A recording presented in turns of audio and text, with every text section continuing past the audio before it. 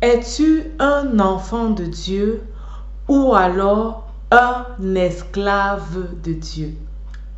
Cette question m'a été posée et j'ai décidé réellement de réfléchir.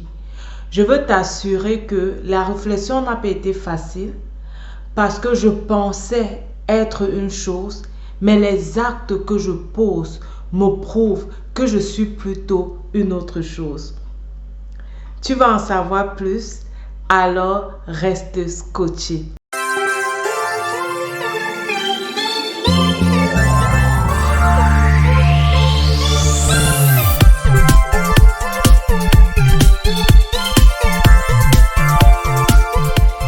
Salut, bienvenue à cette nouvelle émission de motivation et d'encouragement.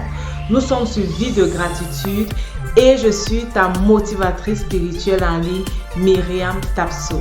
Sur cette chaîne, je partage avec toi les trucs et les astuces qui vont te permettre en tant que chrétien de vivre une vie épanouie sur cette terre.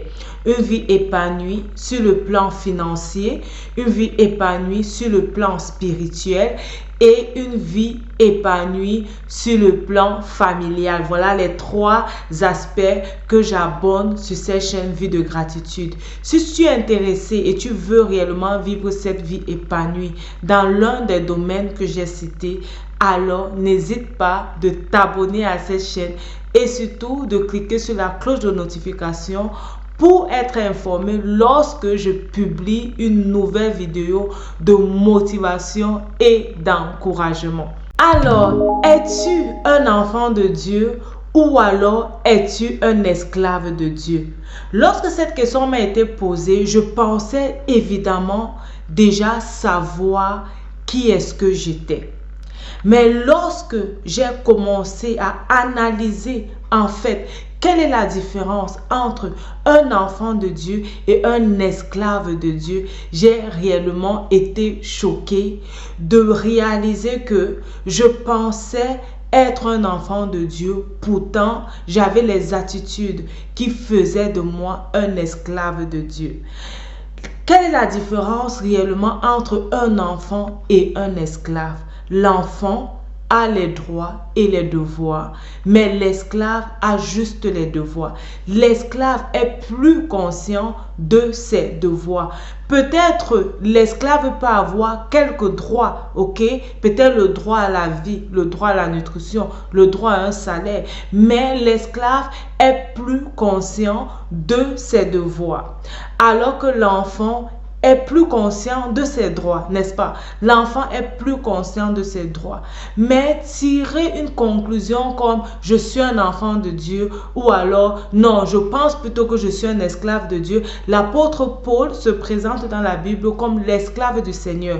Donc tirer une conclusion facile et dire je suis un enfant de Dieu ou alors je suis un esclave de Dieu ne va réellement pas nous permettre de comprendre la profondeur, de comprendre pourquoi est-ce que la Bible parle d'enfants, quand est-ce que aussi et pourquoi la Bible parle d'esclaves. Ça, c'est une thématique que j'aimerais que nous abordons ces dernières semaines ou alors dans plusieurs vidéos durant cette semaine. Nous allons réellement aborder cette thématique et voir la différence qu'il y a entre un enfant de Dieu et quelqu'un qui se considère comme un esclave de Dieu. Je vais t'amener dans cette histoire, l'histoire du fils prodige. Ça, c'est réellement une histoire qui a été l'origine de beaucoup d'enseignements, de beaucoup de prédications. Je crois que moi également, sur cette chaîne Vie de gratitude, j'ai eu à parler plusieurs fois de l'enfant prodige. La dernière fois que j'ai écouté cet enseignement, l'orateur a parlé du fils qui était resté à la maison. Je te mets là la référence pour que tu puisses lire cette histoire toi-même dans la Bible. Si tu n'as pas la Bible, tu écris juste cette référence dans Google et Google va te donner une Bible qui a cette référence et là, tu pourras lire cette histoire passionnante. Alors le prédicateur s'est attardé sur le fils aîné qui était resté à la maison. Lorsque son frère revient, qu'est-ce qu'il dit? Il dit au père, je t'ai servi pendant longtemps et tu ne m'as pas donné un une brebis pour fêter avec mes amis. Et maintenant que ton fils est retourné, tu organises une fête pour lui. Et le père va lui dire, mais ce qui est à moi et à toi, en fait, ce qui est à moi t'appartient. Tu n'as pas besoin de me demander avant d'utiliser. Si tu voulais organiser en quelque sorte une fête avec tes amis, tu pouvais juste prendre et organiser la fête. Et le prédicateur demandait en fin de compte qui est le fils perdu. Et ça laisse montrer en fait que le fils perdu, c'est ce fils aîné aussi qui était à la maison et qui ne savait pas sa place d'enfant. Le fils aîné étant à la maison, il se voyait plus comme un esclave. Il se comparait même aux esclaves, aux serviteurs du père. Parce qu'il ne pouvait pas faire quoi? Il ne se voyait pas en train de prendre une brebis et fêter avec ses amis sans l'autorisation de son père. Il ne se voyait pas en train de pouvoir prendre une initiative.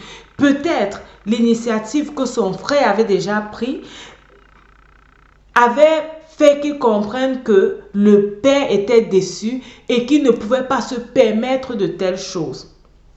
Es-tu un enfant de Dieu ou alors es-tu un esclave? Est-ce que tu connais la place que tu as dans la maison de Dieu? Est-ce que tu connais la place que tu as dans le cœur de Dieu?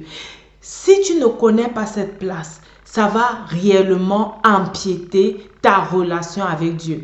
Il y a certaines choses que tu peux prendre, que tu peux avoir facilement, mais que tu n'auras pas. Parce que tu vas te dire que c'est pour les autres ou alors parce que tu ne seras pas conscient que ces choses-là sont aussi pour toi.